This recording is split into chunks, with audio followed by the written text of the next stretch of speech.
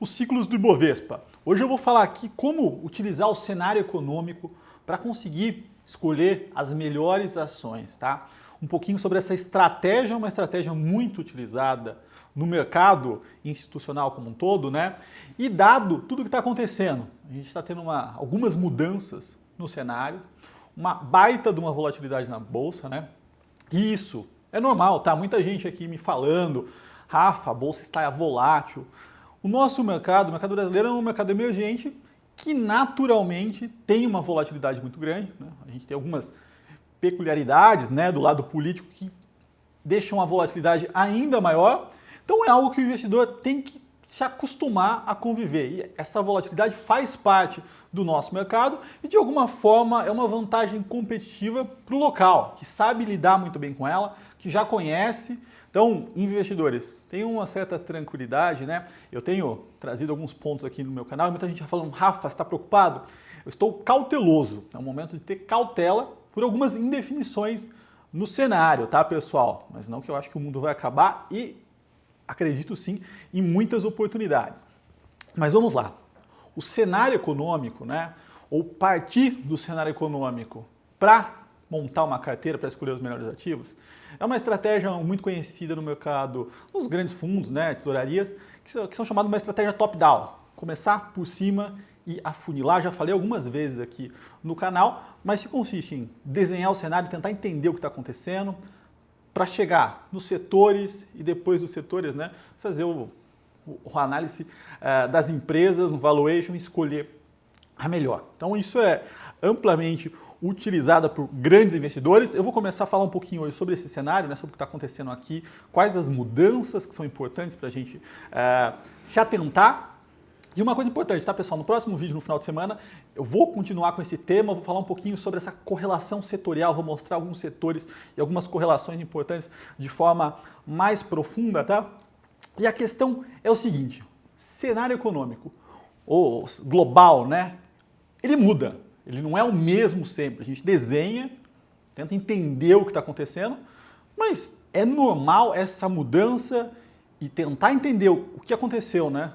Que mudanças foram essas e como ela impacta as ações é extremamente importante para fazer adaptações, mudanças dentro de um portfólio. Gostaria que fosse constante, né? Colocar no piloto automático, mas não é, tá, pessoal? Então acho que isso é uma das coisas importantes.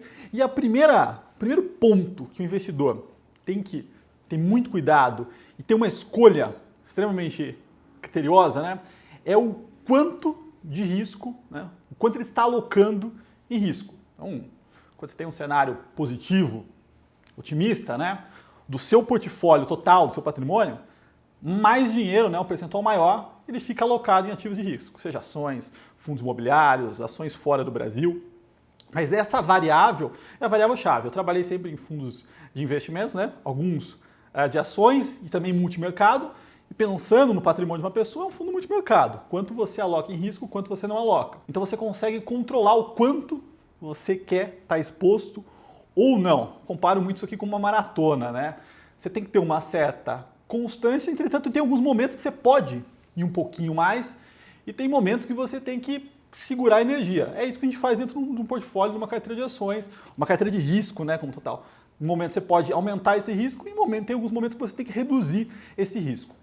Mas vamos lá, vamos falar agora aqui sobre o cenário, né? Desde o início do ano, tivemos algumas mudanças e algumas mudanças importantes, tá? Então, quando a gente traça aqui o cenário internacional, bom, quando a gente fala da economia americana, a gente falou no início do ano, né? Eu fiz uma análise da conjuntura como um todo.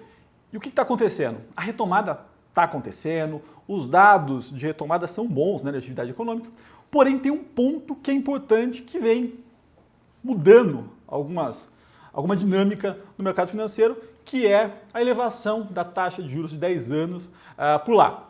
Isso está acontecendo em função de um aumento da expectativa de inflação, né, inflação futura. Isso está impulsionando as taxas de juros futuros, né, as de 10 anos da Treasury. Isso tem uma mudança grande na dinâmica. Porque quando as taxas de juros americanas começam a subir, né, as futuras, isso muda o fluxo de dinheiro. Eu trouxe aqui, né, já falei, essa relação de VEG, isso impacta muito as ações de growth, né, de crescimento, que são empresas que têm o valor, né, o valor presente, elas estão muito mais lá no futuro, né? Quando você faz um DCF, o valor desse equity, ele vem do futuro, quando você aumenta a taxa de juros, você acaba impactando muito esse valor nos anos de 10, 20, 30 anos para frente. Então, essa relação, essa mudança é importante a gente observar. Além disso, essa alta nos juros americanos também impacta algumas relações de fluxo de dinheiro, né, para os emergentes, mas o mais grave, né, o que acaba impactando mais nesse momento, que está impactando mais, são as empresas de growth. Do lado da China, a China continua crescendo muito forte, reportando aí números de crescimento, de expansão monetária forte, como eles vêm fazendo. Commodities, apesar dessa volatilidade, num nível altíssimo, e a gente deve enxergar, né, deve ter a China aí crescendo por volta de 8, 9% em 2021, depois de crescer 2,3% em 2020, tá? Então aquela dinâmica que a gente desenhou aqui no início do ano prevalece, mesmo porque a China é uma grande caixinha de surpresa, né? É muito fechado lá, então qualquer coisa que saia do comum é muito difícil a gente conhecer. Então esse cenário que está desenhado e que parece que é o que de fato está acontecendo, né, dado os preços das commodities, se mantém.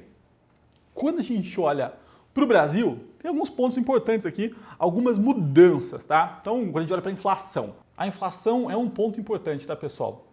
Ela vem se demonstrando aí um pouco resiliente. Hoje saíram os dados do último mês e a gente viu aí a nossa inflação batendo 5,2% nos últimos 12 meses, tá? Fevereiro, 0,86%, acima do esperado.